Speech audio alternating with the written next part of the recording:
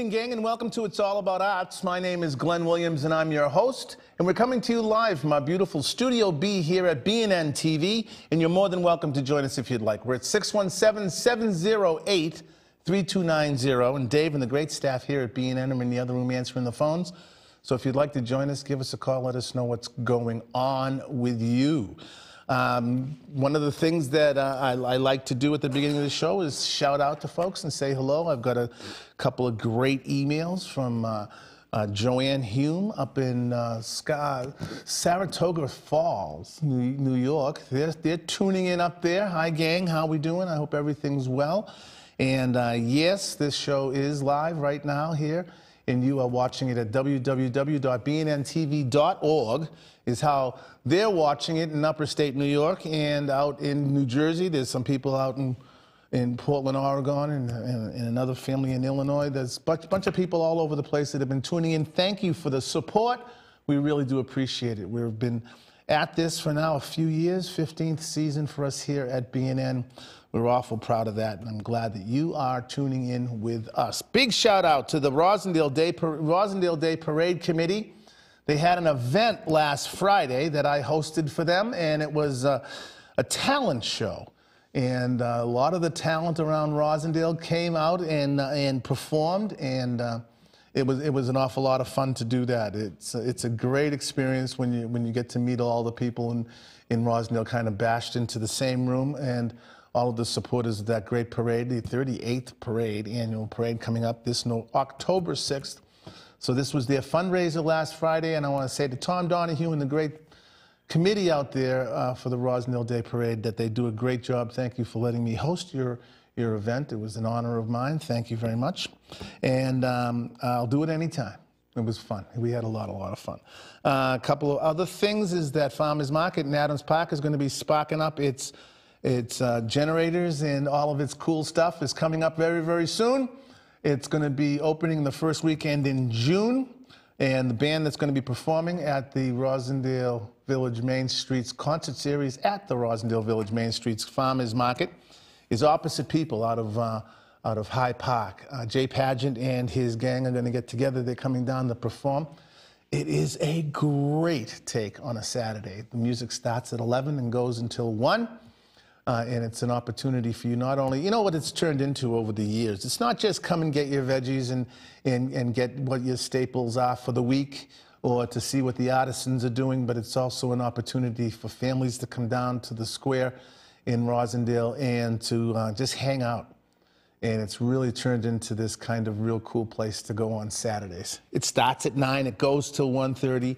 And it's every Saturday, 22 Saturdays. So there'll be 22 performances, the first one being the first Saturday in June, Opposite People.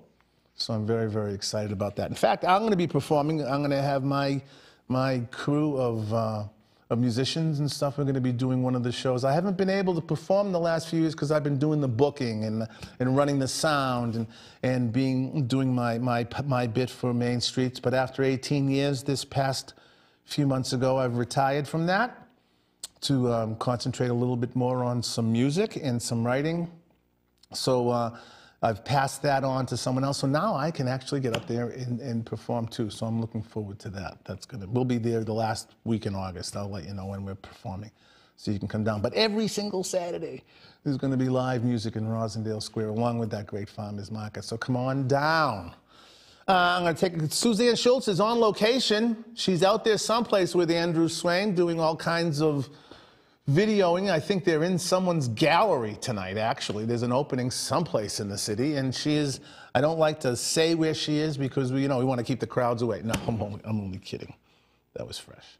But no, she's out there working for BNN right now, for It's All About Arts, collecting all kinds of, over the years I've had many different guest hosts that have sat in with me and kind of talked a little bit about some of the stuff that they're doing. We had Carol O'Connor in here for the longest time.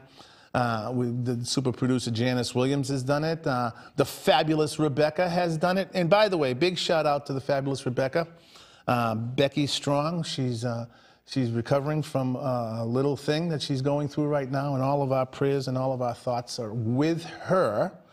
as she battles this a little issue she's having, and it's quite well, it's not a little, it's quite an issue, but she's Becky Strong, and yeah, I'm stealing that from Boston Strong, but I think right now she needs a little Becky Strong, so I thought I'd tell her how much I love her and care about her, and I'll be seeing her probably later on tonight sometime, but enough of that said.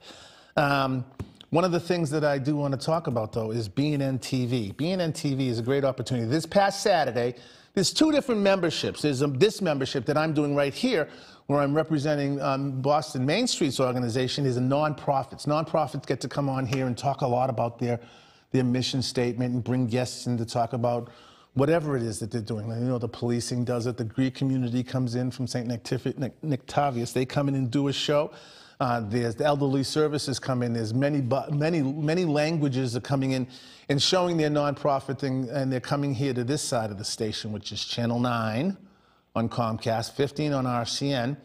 And what they do is it's an opportunity for you to come in and bring guests in and talk about your nonprofit. Now, Saturday, I was on the other side of the BNN family, and over there it's Access TV. Access TV is something that was brought into the community, boy, many years ago, back when the legislature decided that people needed an opportunity, a voice, a way to get their voice out into the community, and opportunities to do television programming and learn how to use cameras, learn how to do Final Cut Pro, learn about sound, learn about lighting, learn about how to go out and do shoots out in the community, in the neighborhood. And Saturday, we did another transmission hour with the great producer Tim Casey over in Studio A, and that's where a band comes in and performs. We mic them up to the nines, and we do a 16-track recording of them, and we shoot 4 or 5 high-def cameras and edit that later and put a show together. Now, you can do that too.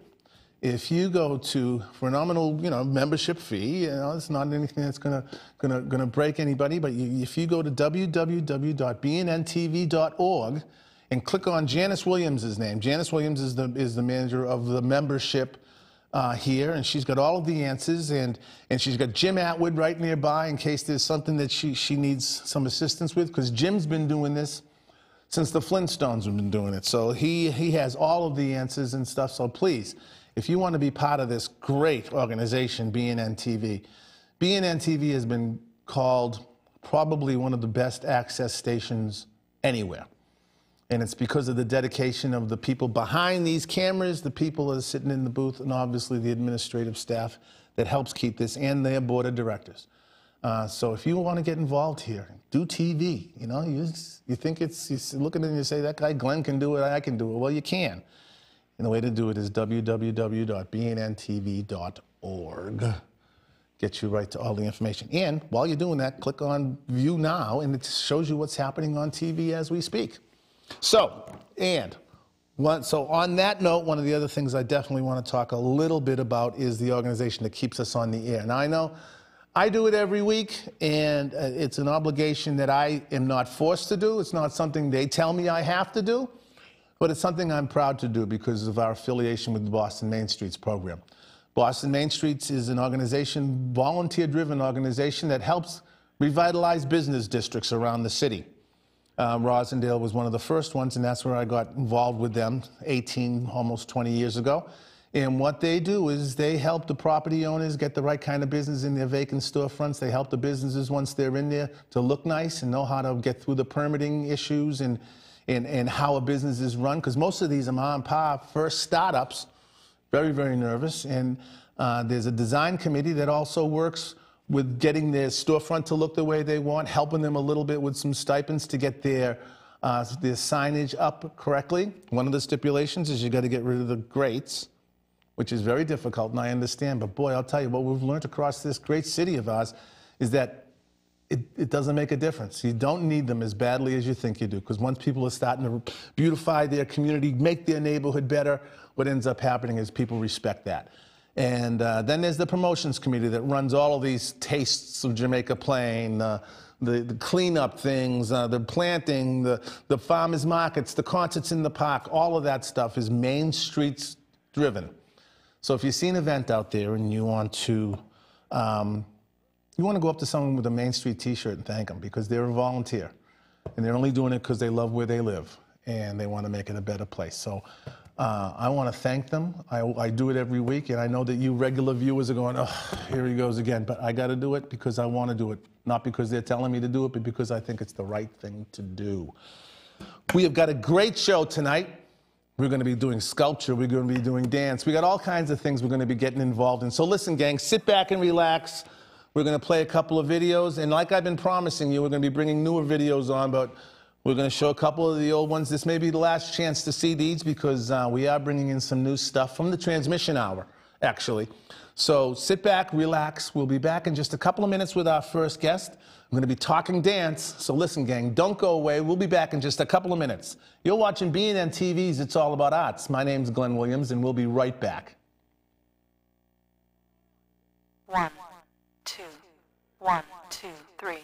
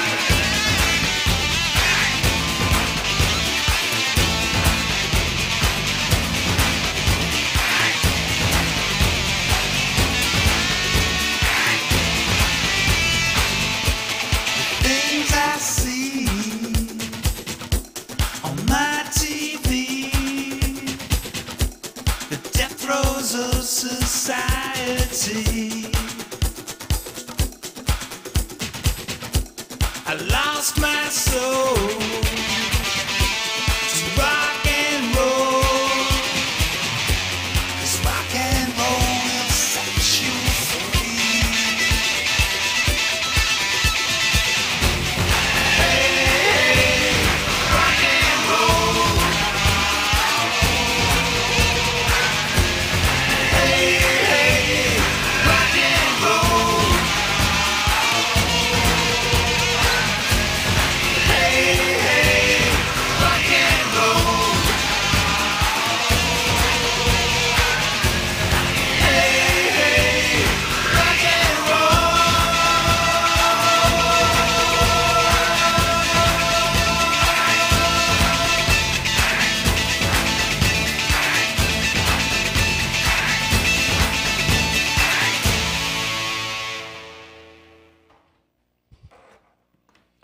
Well, welcome back, gang. You are watching B&N TV's It's All About Arts. My name is Glenn Williams, and the host. We're coming to you live from our beautiful Studio B here at BNN TV, right in the heart of Boston in Eggleston Square. And you're more than welcome to join us. We can give us a call. We're at 617-703-708-3290. Thank you, Davey. But we're back with you live now. That's the live TV. You can't cut that out. I've done it, and it's done, and it's out there, and I apologize. But there's the number right there, saving me again.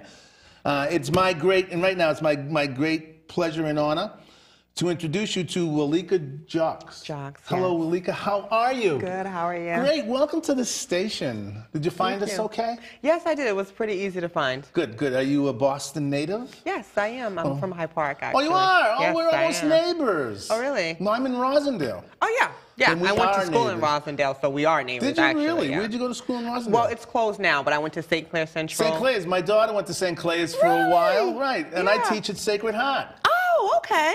All right, so we have a lot See more that? in common. I told you I learned something Then we- every week. I Then we learned thought we something did. new. You are a dancer. Yes, to I begin am a with, dancer. But you're also an educator, and you teach. Yes, you I teach? am a teacher. I am a instructor. I've taught dance. Oh my goodness, I don't want to give my age up, but I've taught dance for about 18 years. I'll put it Okay. that way. All right. Well, that's cool. You know, child prodigies are always welcome here at BNN TV.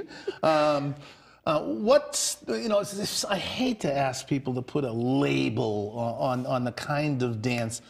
If someone threw that question at you, which I won't, what kind of a dancer? What kind of You're dancer? not throwing it at me. No. It's a big curveball. But what style of dance is The type of dance that I do is praise and worship dance. Oh, okay. Within the praise and worship dance, I focus on ballet, jazz, Okay. modern, African, and interpretive. Okay, so that's a pretty wide spectrum. Yeah. How long have you been dancing yourself? Oh my goodness, you're really giving my age up here. I have been dancing for 32 years. Okay, that's great. Well, Yeah. when you were a kid and you started dancing, was it something that were you always dancing around the house because there happened to be music playing, or was it something you formally decided? You know, there was a decision at some point you wanted to take classes. And I went in when I was very young, so my mother had decided to put me in to dance class.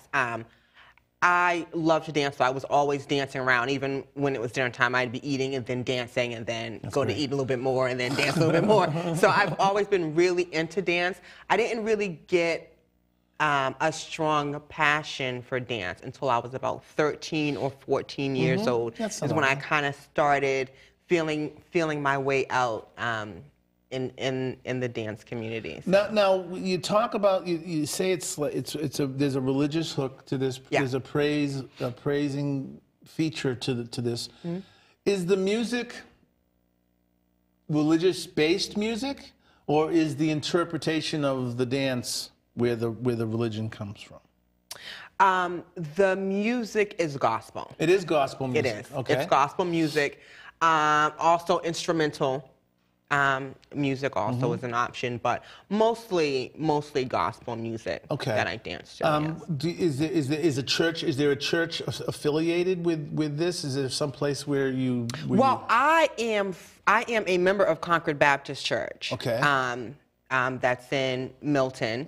I'm also a member of the Vessels of Praise, which is a praise dance ministry from Concord Baptist, also in Milton. The dance school that I'm starting, Victory Praise School of Dance, is separate from that. It is it's a Christian school where we are teaching beginner, intermediate, and advanced ballet, jazz, and modern dance. Just kind of like in a Christian environment. When I think of gospel music, I think of high energy. I think of big vocals. I think of big Very excitement and inspiration. Does it interpret like that to the dance part of it as well? Oh, it definitely interprets like that, and that's one of the important things about having a dance school. A lot of dance ministries do general movements. Victory Praise School of Dance gives our children the opportunity to learn, like I said before, ballet, jazz, and modern, in beginner, intermediate, and advanced levels. Within that setting, so the amount of technique that is being used allows a stronger, I am missing the word, I want to say a stronger jump out at the audience, right, like a grab. Involvement. Right, in getting them involved right. in the music and in the worship time that we're having. Because the congregation is always very much, in Baptist worship, and especially with this gospel music involved, the congregation is fully involved. Yes. I mean, it's definitely a full involvement. It's something, yeah. We at our church, we have a new choir director who was here last week with our choir. It's subdued, it's quiet, but we're trying to push it towards that gospel feeling, where the kids are really enjoying it and understanding it, and being able to take something more from it than I have a robe on and I'm singing. Right, and I have a robe. And that's one of the things that I'm really trying to grasp with the children in our community. I would like to be able to kind of help push them towards their own personal relationship with God, and giving them a fun environment and giving them, the experience to praise at the same time, kind of, helps push them towards their own personal relationship with Him, which is important, going through life, that you have that understanding. Is part of the curriculum at the school going to be have a religious hook to it? Yes. I mean, will there be scripture? Oh, definitely. Basically, a basic rundown of give me an idea. What a basic rundown of a session would be, we would come in, we would have a prayer, right? So we would come together, hold hands in a circle, and pray. Before we start learning the technique of dance, right? After the prayer is over, we would then do a piece that I like to call "What Does It Mean to Me?" which is basically that very first class. I would open up the Bible and find a scripture that I like. I would read that scripture and then say to the class what it means to me. And then, we could kind of discuss a little bit and then go into our dance. After the dance is over, after the dance class is over, rather, we would then, pray out, is what we call pray out of the class. And then what I would do after the praying out, I would ask one of the students to volunteer to do a "What Does It Mean to Me" piece for the following week. So I only do the first week. The next week, one of the children will come with a scripture that they've looked into over the week and read that scripture and say what it means to them. And that kind of gives them an opportunity, well, I don't want to say it gives them a reason, but gives them an opportunity to go, into the Bible and kind of like search around and see what's being said. It's an opportunity. I mean, if dance is the idea behind it, and I want to be a dancer, and I want to do dancing, and you're going to bring the hook of the Bible, of scriptures into that, then yes, then I have to use that as my tool. Right. Now, how old are the students? I have experience teaching students of all ages. So it runs from 2 years old, which would be a Mommy and Me course. 3 years old. Daddy and Me courses? Daddy and Me courses as well. Okay. I'm just making If you don't want to do you can do Mommy, Daddy, and Me. That's fine too. Bring everybody. Whole There's room family for and everyone, me. Right? That's fine too. So the 2-year-old would have to have an adult present. The 3 years old up to adulthood, I also have experience teaching. So I am accepting all ages, including adults. That's great. Now, when I'm a student, I've been sent home to find a scripture and to come back. Am I coming back to interpret it, or are you expecting me to actually have some choreography done? I am, excuse me, That's okay. I am expecting you to come back with the scripture and just simply say what it means to you. That's all I want. Okay. Say what it means to you, and then the other students have the opportunity to say, oh, well, I kind of think it means this, or I kind of think it means that. That's good. And we'll just have that little piece, and then we will go into the dance in which I will be choreographing. Okay, so the classroom of how many kids? Well, I mean, is there a limit to the size to the 8-year-olds? You're going to have Well, I'm not going 78-year-olds? No. I'm not going to have more than 15 children to a class. Okay. And you'll handle that yourself, or will there be other instructors in there as well? There will be other instructors as well. There will be other instructors as well, but I want to make sure that I'm definitely hands-in with just about everything. Oh, sure. Even if I'm not one of the instructors for that class, I will definitely be peeking in and making sure that, you know, things are going according to plan and expectation. And then somewhere after the 6 or 8 weeks, is there a recital which people will be able to come in and Yes, there's enjoy? definitely a recital where people can come in and see their, you know, their children do praise and worship dance and see the technique that their children have been taught. You know, normally it would be once a year type of thing. We'll start in September. Around May or June, we will have, you know, a full shebang recital where we're will just there be cupcakes and soft drinks? I don't know about cupcakes and soft drinks, but there will be. Well, that's my hook. Cupcakes and soft drinks. Okay, then there will be cupcakes. Okay. I know that you're in the process of getting a permanent place right now. Are there classes going on as we speak? No, the classes do not start until September. Okay, that's good.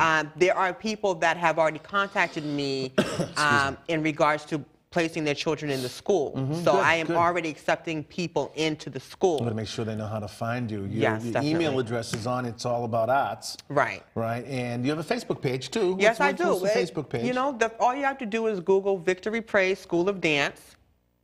You know, the Facebook page will pop up, and, you know, there's information on the page as well. I think I'll friend you and share that. I'll get that out there to my people. Definitely. That'd be great. That's happening. That'd be great. Are you also the music director, too? Are you choosing whatever Aretha Franklin's going to be singing for that piece, or are you who's picking the music? Well, I am picking the music as well, yeah. I'm picking the music. You know, if I have other instructors that are, you know, that are assisting me with their children, obviously, you know, they would be able to pick music as well. As we get up into the adult groups, let's say I'm there and I want to you know, let it out and let some, you know, get the body moving, and I want to pick a piece of music as a more experienced citizen. Can I make suggestions and get some music in there, or is the music pretty much here's what the music's going to be? Well, I'm always open to suggestions. I will never say no, you know, to a suggestion. Some music out there doesn't belong in your curriculum. Right, some doesn't. That's kind of where I'm going. Okay, well, I'm assuming that, and I'm wrong for assuming, but with that answer, I was assuming that they are under the impression that it is a praise and worship. So obviously, if they come with something that's inappropriate, then it's inappropriate, and it's not gonna. Has the church been a close part of your life since you were young? Oh, definitely, definitely. My mother's always made sure we were very. Sunday's a big day. Oh, yes. Yes, Sunday's definitely a big day, and I went to Catholic school. Yep. That's actually where I started praise dancing, believe it or not. Really, at St. Catholic Clair's? School at St. Clair's. I was at St. Clair's, and we had our Wednesday mass. Yep. And they used the theater program at St. Clair's used to do an interpretation of a story in the Bible. So technically I wasn't doing praise dance, I was actually doing liturgical dance because it was a dance that's explaining a story. So during the Mass, I would perform the story that we were reviewing in the Bible, and that's actually how I started praise dancing. And then there's the dance school that I went to for, I don't know, 21 years of my life, Roxbury Center for Performing Arts. You know, Andrea Major also does a lot of like gospel music and things like that. So I was also involved with you know, dancing and. How is the Center for Performing Arts these days? From what I know of, she's wonderful. Yeah, it's an amazing place. It is amazing. She has done so much for the community. Yeah, and she really has. It's been there for forever. Oh my God. In the same spot. Yeah. Yes. And that says something for that kind of an institution now. Right. To have that kind of life, the effect and the influence that she's had on Definitely. on And the she's the community. person that trained me. She trained me with how to teach children. She trained me with my dance techniques. You know, she's done a lot. She's done a lot for a lot of the artists that are in the community, though. Yeah, and I'm sure she'll probably even come out and help and sit in and do a. I would be honored. I would be absolutely honored. Want me to call? No, I'm only kidding. No. Well, this is fabulous. This is great. This is exactly what I think that. I mean, I really enjoyed the hook between faith and art and music, where I'm teaching art at Sacred Heart School. I use it all. I'm constantly using the hook, but to get physical about it is just, you know, it's got to be so relieving, Awesome. you know, and very entertaining. Very entertaining and very therapeutic. Yes. And who doesn't need a little therapy? I know I do. Absolutely. I want to thank you. Thank you You're so much for welcome. coming in. You're welcome. Next time, you will be back. Yes, I will. Okay, and I think what we'll do next time is we'll probably maybe move the furniture around a little bit and maybe get you and a student or two up maybe, Yes. you know, and get. I would love that. Last week we had 15 kids in here singing church songs for half an hour. There's no reason. Andrea's always told me a dancer can dance on a dime, so whatever little space you give me, I'll be able to do tiny something. spots, you'll get it done. Thank you so much for coming in and being with us. Thank It's been a you. pleasure to You're meet you, and thank you very much for coming in. Well, listen, gang, half the show. We'll be back in just a couple of minutes. You are watching BNN TV's It's All About Arts. We'll be back in just a couple of minutes with sculpture, one of my favorite things. Listen, gang, don't go away. We'll be back in just a couple of minutes. Don't go away. Thanks.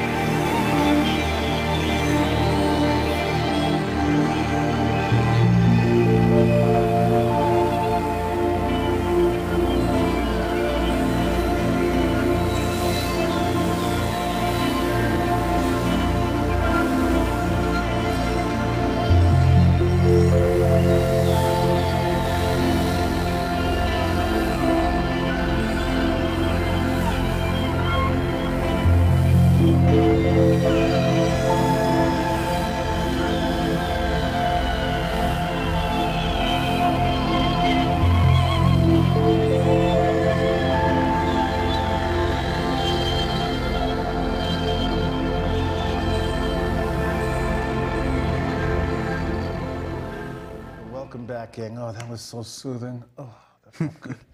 My name is Glenn. You are watching BNN TV's It's All About Arts. Welcome back. Thank you for being here with us on this beautiful May day. Ay, ay, ay. And right now, it is my great pleasure and honor to introduce you to Camilo Cardenas. Cardenas. It's tough. It's tough. That role, Cardenas. Yes. Thank you, Camilo, for coming in. I Absolutely. appreciate having you here. Sure. I am surrounded by some this is amazing work that I'm seeing here. You are a sculptor. Yes, I am. How long have you been hacking things into shape?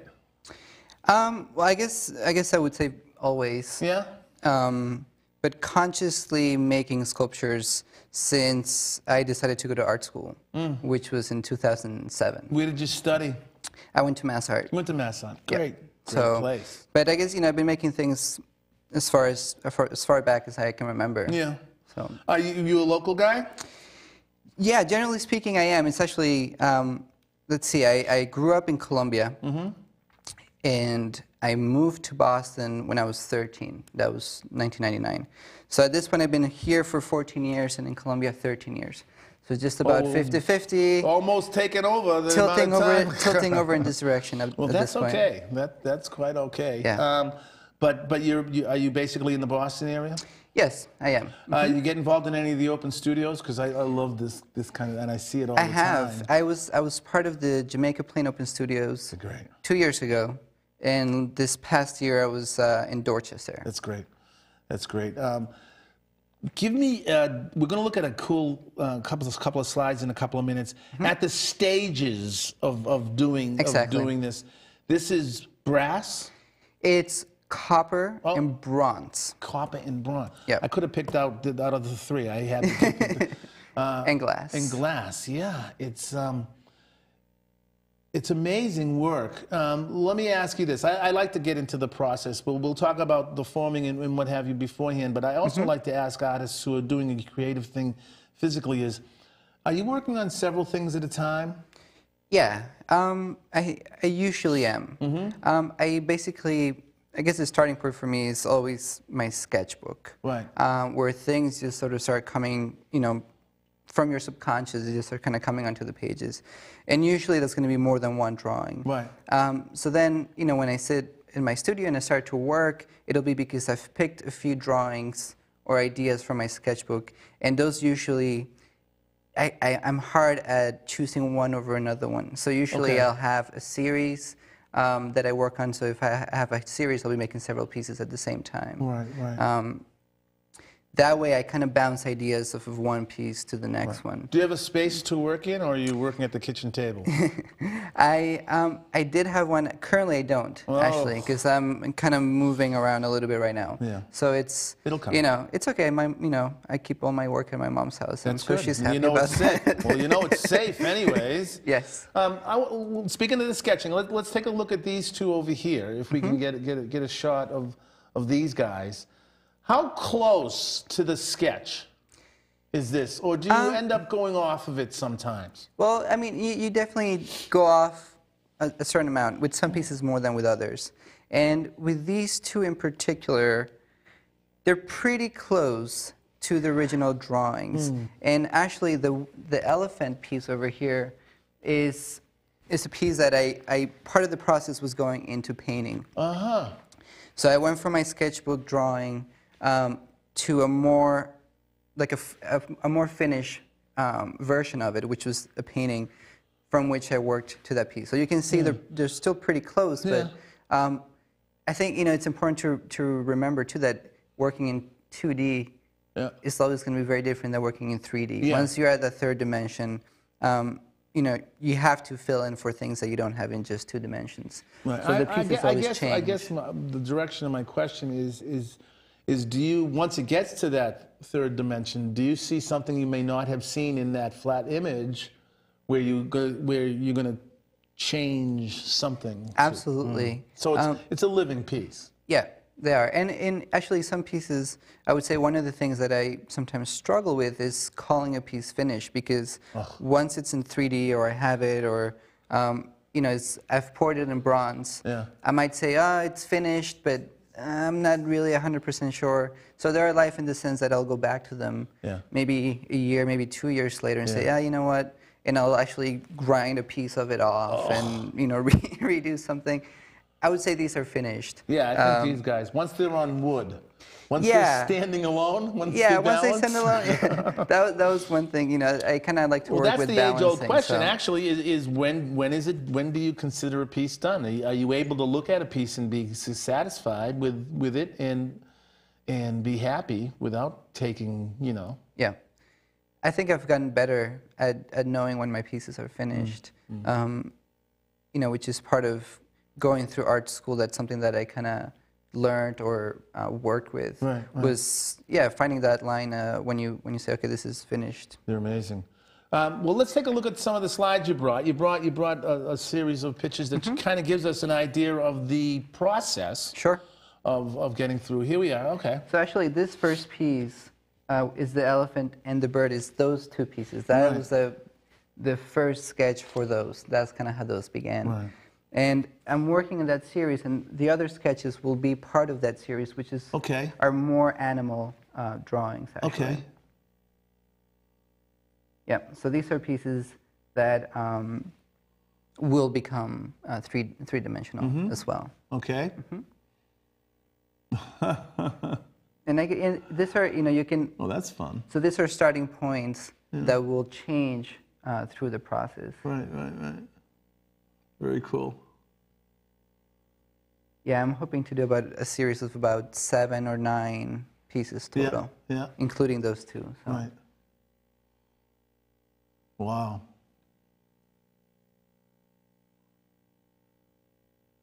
Why the animal hook? What is it? What is it? You didn't have pets as a kid or something? I did, actually. I had a dog. I guess something that I try to look for in art making is it's a sentiment or emotion, a connection. Usually all these ideas kind of come subconsciously. They're not, I don't, you know, say, okay, I'm going to make elephants. They just kind of start coming through the drawings. And well, I see adding the human to the thing is pretty prevalent. This series in particular is, I guess, about trying to find our sort of instincts that we have as human beings, as animals as well. Sort of our intuition that I personally find it gets lost a little bit nowadays with so many other things going on, or technologies and things. And so this series, in a way, is, you know, it's kind of a call to here we are at the beginning. This is a different phase. So this is exactly, that was after making the painting. That's the wax, the piece in wax before it gets cast into bronze. And you can see I'm actually holding the top because that piece, or this same piece, when it was in wax, the legs are too skinny in wax to actually hold any weight. It needs the stability of the... Once it's in metal, then it's really sturdy, really strong, and so it can hold up the top piece. The top is more than 50% of the weight of the piece. Just ask him. Yeah. Right? He looks like he's struggling. They're beautiful. They're beautiful pieces. They're great. Where were you showing? Are you showing anywhere local? Actually, I was showing at Hyde Park at the Menino Art Center. Oh, yeah. I know the Menino Art Center in Logan Square. Yeah, that's where I met Kurt. Yeah, Mr. Kurt. He's a great friend and great musician and lover of the arts. Yeah. And since these pieces over here are a little different. A little bit different. Yes. This was a previous series, and this series is about angels. And this was sort of, I'm not, you know, it's kind of hard to pinpoint exactly at what point or how I became interested in the concept of angels.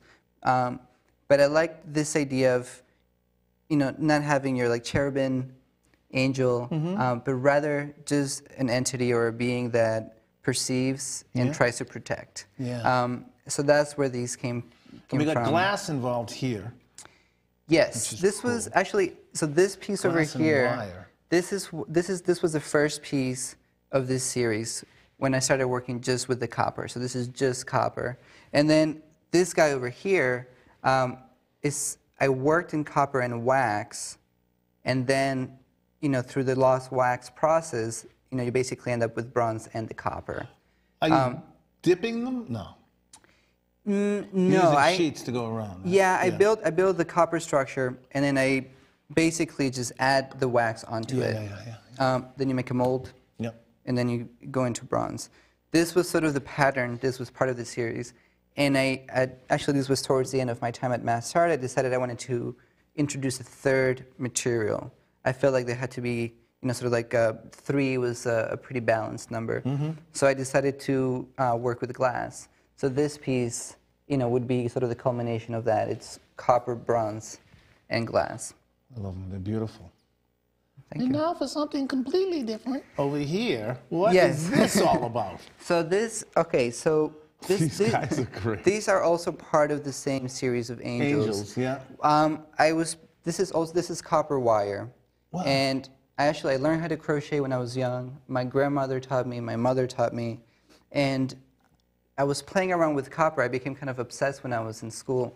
And for some reason, I thought, okay, well, let me try crocheting with copper as well. So this was that first attempt. Needles like that, right? No, go through some fingers. Actually, the needles stay a little bit longer. And who is that guy? So this is another angel part of the series. And this one was basically what happened when I left school and realized that I couldn't really pour bronze as easily or work necessarily. I was kind of in a transition. The access was probably And I said, well, I can definitely still crochet at home. So I took on this project that actually just kept on growing and growing. That's very, very cool. Yeah. That's very cool. Is there a website people can go and kind of peruse a booth? It is. I have a website which is part of a collective of websites. It's cargocollective.com/Camilo Cardenas. Are you looking for any more shows? Are you going to be showing any place coming up? I don't have anything lined up, but I am looking for more shows, and I'm hoping to finish this series and have a show of this series in particular. I'm going to introduce you to our friend Suzanne Schultz from Canvas Fine Arts. Sure. She is huge in the area, in the world. She's gotten global now. She loves this kind of work, and I mean the craftsmanship is obvious, and the artistic eye is right there. It's really great. Thank you. What's in the works right now? Is there any besides finishing this series, which I'm sure is full of pretty busy time for you? Nothing in particular. I would like to get into larger scale work, public work, permanent work, outdoor work. But I have some plans or some drawings and sketches drawn up. What is that procedure? If you wanted to get involved in a public art, do you just find somebody that's putting out a feeler for artists and kind of submit some stuff? Yeah, usually there'll be open calls for specific projects. A lot of times they're very specific, so it's kind of hard to get in because they say, okay, we want a sculpture of this great person. You say, okay, well. Right. That's not necessarily going to have your artistic input or your personal input. So it's a little bit harder to be funded to do something that just comes straight out of your head. Right. Does anything come without a sketch? You mean like the sculptures? Do I go directly? Yeah. I mean, is there anything you're not sure what's going to happen till you're done? Definitely. That happens a lot. And, like I was saying before, I really need that third dimension to work. And feel like I'm doing finished work. So a lot of times, if I happen to have material around, like I did with this piece actually, I had no sketch for this. I was looking for scrap pieces of copper. I went to the jewelry department and found myself this nice large piece and just started folding and bending and started kind of, seeing something happen there. But it didn't come from a sketch. The material lends itself it can go in any direction once it's in my hands. Your working muse, are you the type of, not the type of artist, but are you the artist who can say, I got a couple hours on Thursday afternoon, I'm going to go and finish up that Elephant Man? Yeah. Or is there that kind of discipline with your creative eye that you can turn it on and off when it needs to be? Yes, I guess it is. I do find that if I'm not really getting my hands down and dirty, working on a piece in the studio necessarily, I do have to find another creative outlet. And usually it just comes right back to the sketchbook. Well, you did video for a while, didn't you? I did video, or actually I still, it's a little bit, it's not happening too much right now, but I did film work, not so much video. I'm more into shooting 16mm film and Super 8 film. And, you know, unfortunately, it seems to be a bit of a dying medium. But I still like to work in that. And I do have a few ideas of films that are basically on the dock, you know, waiting to be made. So. Let me know when there's a cattle call. Sure. I'll come and read for you. Of course. Can you imagine? Well, I want to thank you so much for coming in. Of course. Your work is splendid. It's very exciting, and it's cool. It's very cool. Yeah, Thank you so much. Literally cool. Let us know if you got a show. There's a show coming up or anything for us to know. We'll let people know about it. Yep, I post everything on that website. Yeah. So anything that's coming up, I'll post it there. Okay, well, let us know too, so we can shout out and let people know. Sure. Bring it back, maybe. So Yeah, of course. That would be great. The weekend of the opening or something. Thank you so much. Thank you, Glenn. For coming in, I appreciate course. it. Well, listen, gang. Thank you so much for being here tonight. We just got a couple of minutes left. I want to take that time to thank all of our guests that have been with us. We're moving into the summer months, and on May 30th, from 8 o'clock in the morning till 6 o'clock at night, will be the Sacred Heart Arts Festival. It is the 5th annual Sacred Heart Arts Festival. It is our kids showing off. They're going to be some of the work that these young citizens have produced this year is it's breathtaking. I wish I could take all the credit, but these guys just have so much inbred talent, so much natural love for the arts. I'm just so fortunate and lucky to be working in the environment that I'm at right now. I'll let you know more about that. It's just a couple of weeks away, so it's kind of crunch time at the studio at school. So, but I'd love to invite everybody out there to come on down and just check it out. It's going to be all day that Thursday, May 30th. So listen, gang, thanks an awful lot for being here with us. It's always a great adventure. Davey, thank you guys. You guys are doing a great job here. We're very, very proud of our affiliation and our times here. Get out there and do something artful for yourself, will you? Get out, drop into Blick and pick up a canvas and throw some paint at it. Do anything. You know, it's just a way to express yourself. Makes you feel good, too, you know, when you've accomplished something. Even if you think it's a mess, don't ever throw it away. 'Cause you never know, do you? You never know. Listen, gang, and like I like to say every week, please keep in the forefronts of our minds our mothers, fathers, sons and daughters, aunts and uncles, nieces and nephews on foreign soil. Please do something artful, do it for them, and we will see you cats next week, okay? Have a nice night. Bye-bye.